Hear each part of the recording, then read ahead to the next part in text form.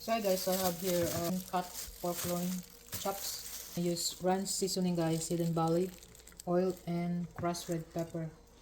You can put them in the oven, but I'm gonna marinate it and grill it. 1/2 cup of olive oil, and of course 1 package of seasoning. I wanna make it spicy, so I'm gonna add 1 tablespoon of crushed red pepper. Mix it like that.